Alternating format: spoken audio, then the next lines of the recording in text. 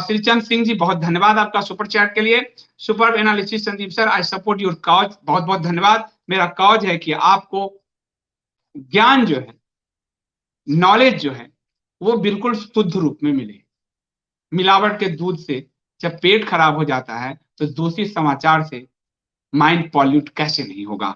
मेरा मेरा सिर्फ इतना उद्देश्य है कि आपको इस पूरे कंटेंट के शोर में साफ सुथरा कंटेंट दिया जा सके, और इसीलिए मैं आप सबसे कहता हूं कि उस कंटेंट को आप पे कीजिए। 100 रुपीज पर मंथ बहुत ज्यादा नहीं है, पे कीजिए। क्योंकि सिस्टम चलाने के लिए जब नहीं कुछ होता है तो इसी तरह के फर्जीवाड़ा किए जाते हैं, क्योंकि पैसे तो चाहिए सिस्टम चलाने के लिए, ऐसे नहीं चल सकता। तो जनता को यदि साफ दूध चाहिए तो वो पे करती है, साफ कंटेंट चाहिए तो भी पे करना चाहिए। और ये जो फ्री फ्री आप लोगों को दिखाते हैं रजत शर्मा, ये फ्री न्यूज चैनल, इस फ्री न्यूज चैनल के पीछे आपके दिमाग को किसी रिंकू शर्मा की मौत को भुलाकर अखलाक को जिंदा रखना है। ये वही रजत शर्मा है, ये वही आज तक है जिसने कठुआ में हिंदू मंदिर को बदनाम किया। अनुज मिश्रा जी कह रहे हैं कांग्रेस और उसका इकोसिस्टम इस देश को गुलाम बनाए हुए। बिल्कुल सही है, हमें इसको तोड़ना पड़ेगा, तोड़ना पड़ेगा, तोड़ना पड़ेगा, तोड़ना पड़ेगा। कोई उपाय नहीं, हम रोगा नहीं सकते। हमारे अंदर रामकृष्ण, शिवाजी महाराज, राणा प्रताप का अगर लहू है तो हमें रोने गाने का अधिकार नहीं है, हमें तोड़ने का अधिकार है। इनको तोड़कर आगे बढ़ने का अधिकार है। नागेश राव जी, बहुत बहुत धन्यवाद।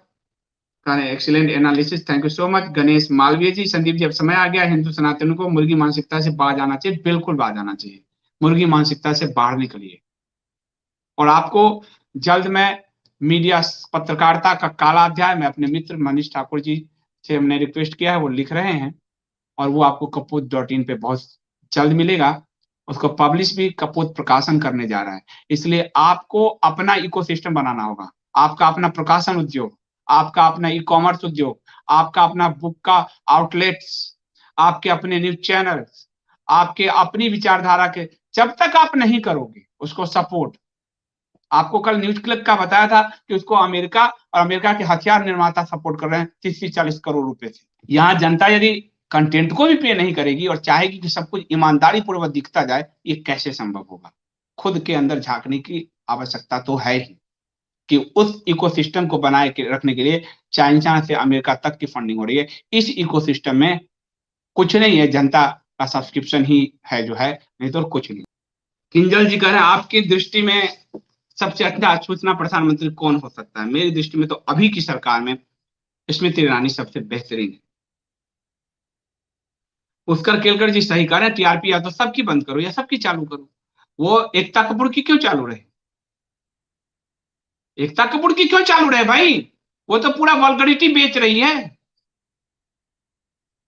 अविनाश वीके 2020 आपका बहुत धन्यवाद। संदीप जी, सभी चैनल वालों का इनकम और प्रॉपर्टी इंफॉर्मेशन ये कौन करेगा। आपको अभी अविनाश जी आपको बताता हूं, स्मृति ईरानी जी की जानकारी आई, मेरी परफेक्ट सूचना है सोर्स के मुताबिक, कि स्मृति ईरानी जी ने 7 से 10 जर्नलिस्टों के लिस्ट निकलवाए जिनकी टोटल संपत्ति 350 करोड़ रुपए थी। ये मुझे बहुत अंदर से सूचना है, बताता हूं। और स्मृति ईरानी जी इनको सिर्फ एक पत्र जारी करने वाली थी कि इन किस सोर्स से इतने इनकम है, इनकम टैक्स में तो आपकी संपत्ति इतनी दिख नहीं रही। तो उससे पहले स्मृति ईरानी जी का मंत्रालय बदल गया। इतने पावरफुल लोग हैं, आप क्या जानते हो,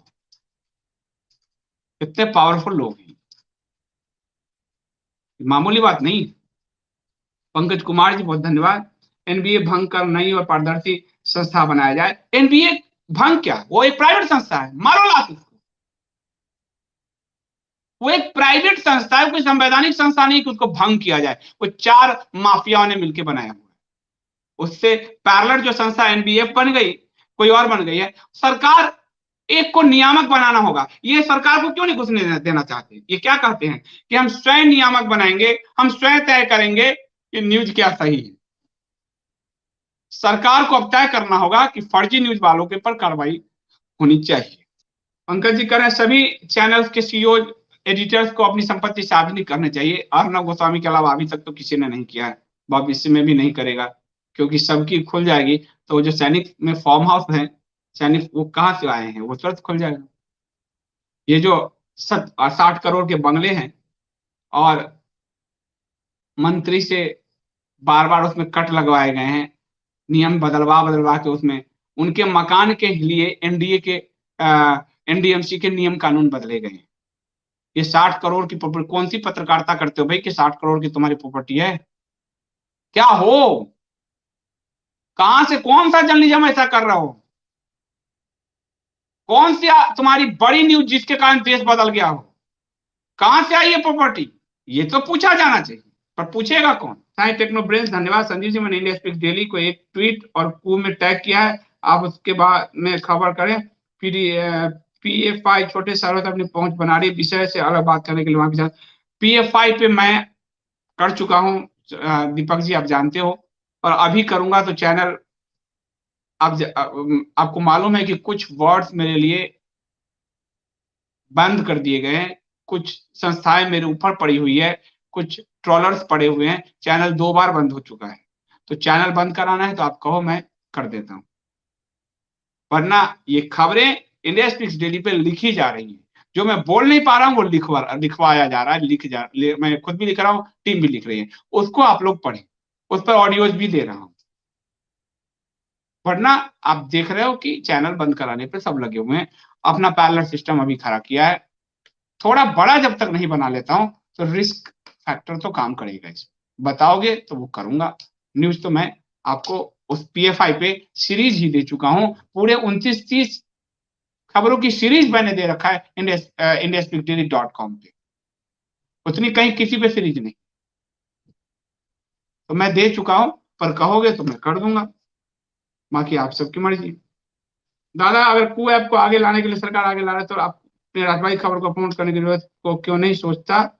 कू ऐप को ला रही है सरकार, ये अच्छी बात है, क्योंकि सरकार को प्राइम मिनिस्टर नरेंद्र मोदी को डायरेक्ट ट्विटर ने हमला किया, और ट्विटर ने जब सरकार ने देखा कि अरे ये तो ट्रंप को गिरा सकते हैं, तब ये सरकार थोड़ा चेती है। ये हमारे आपके कहने से नहीं चेती है, मैं ये गलतफहमी नहीं पालता। तो मैं इसको अब समाप्त करता हूं।